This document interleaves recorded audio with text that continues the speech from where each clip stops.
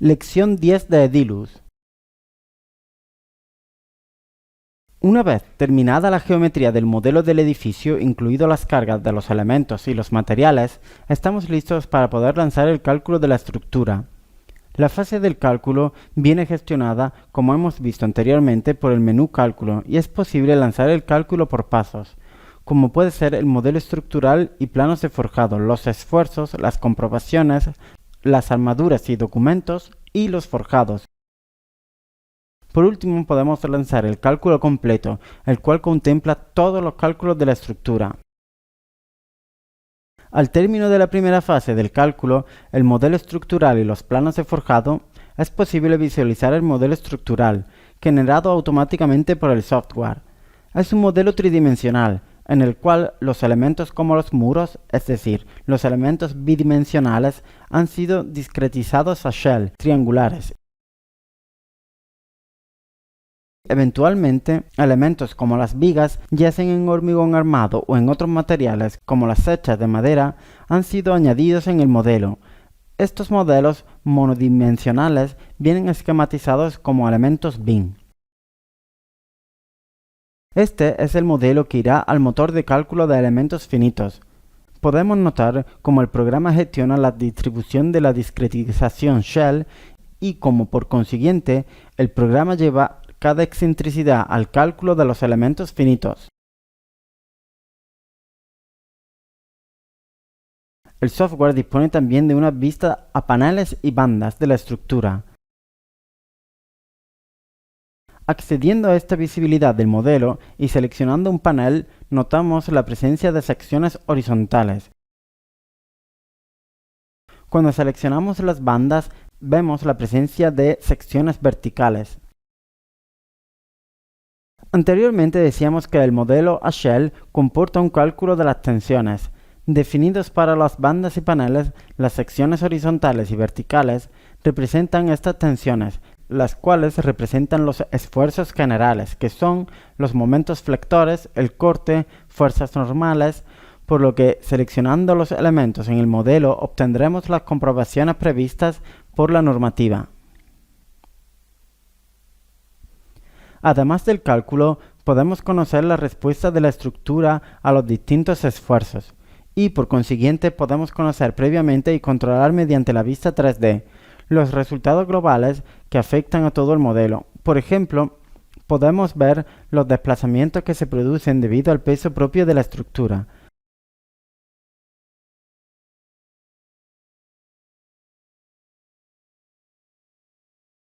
Podemos consultar también, por ejemplo, los esfuerzos generales o puntuales que determinan los elementos. En este caso, vemos los momentos flectores de los elementos BIM presentes en la estructura.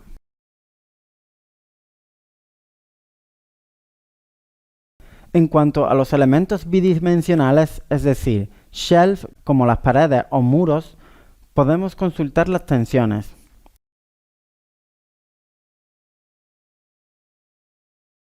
A nivel local, claramente podemos acceder a la vista paneles, seleccionar un panel o una banda y ver las comprobaciones, al corte en el plano, a la flexión, etc.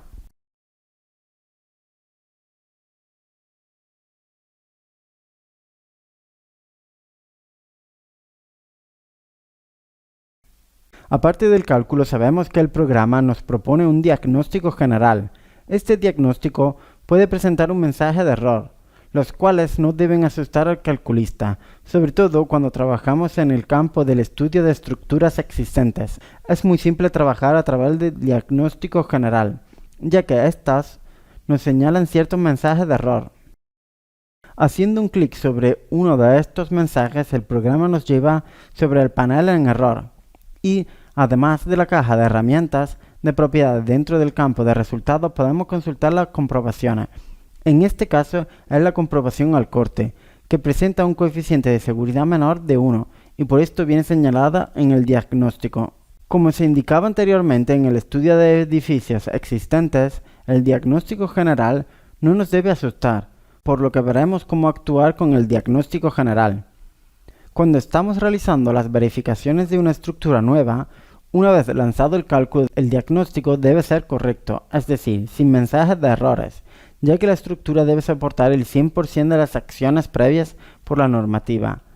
De la misma forma, cuando trabajamos con edificios existentes y el objetivo es, por ejemplo, una adaptación sísmica, ya que para la educación de la estructura el objetivo es soportar el 100% de las acciones.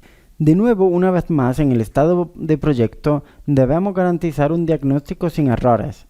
Cuando estamos valorando simplemente el estado de la estructura de un activo ya existente o también estamos valorando el estado de proyecto, pero el objetivo no es la adaptación sísmica, sino simplemente una mejora de la estructura, podemos aceptar que el diagnóstico general presente ciertos errores.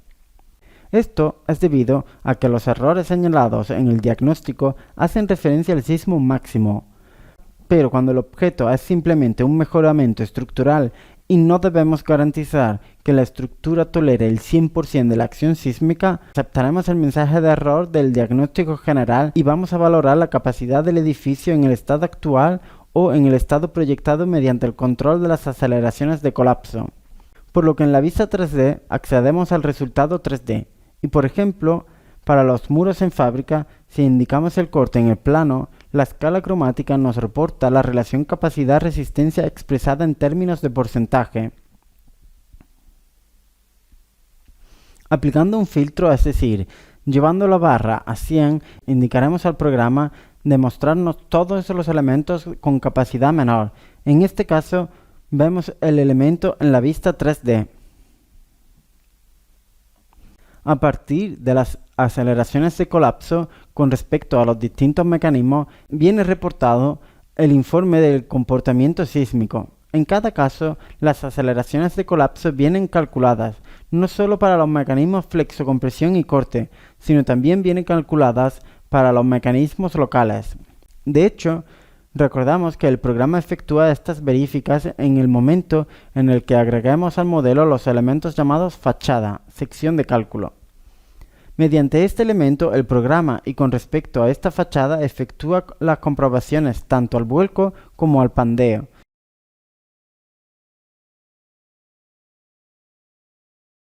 Si accedemos a la pestaña de resultados, podemos consultar las comprobaciones, en este caso al vuelco de la fachada.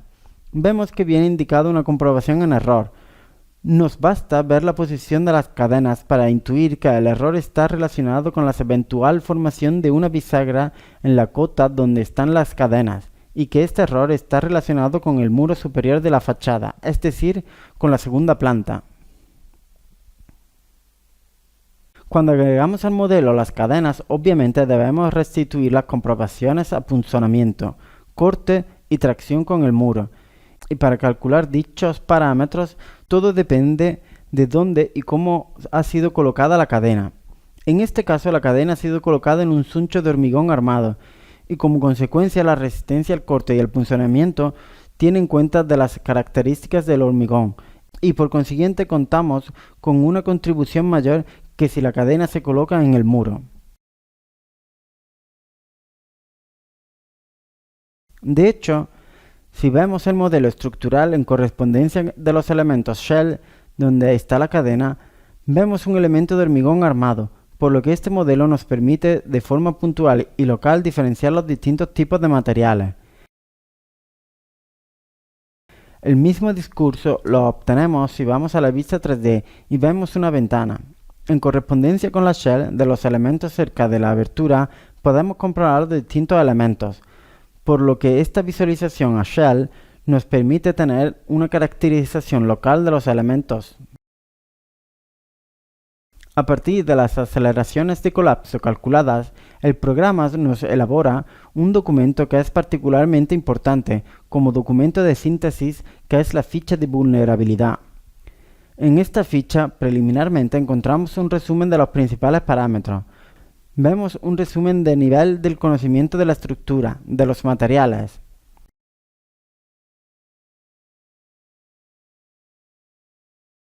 Si vamos a la tabla 9 de esta ficha, esta tabla contiene un resumen de las capacidades, en este caso bien evaluadas con respecto a los diversos estados límites, tanto los elementos en hormigón como en fábrica, por lo que para cada mecanismo viene indicada la capacidad en términos de aceleración sísmica. La mínima capacidad indicada a la solicitud nos indica el indicador de riesgo sísmico. En este caso recordamos que es un estado de proyecto, por lo que el índice de seguridad nos indica la capacidad.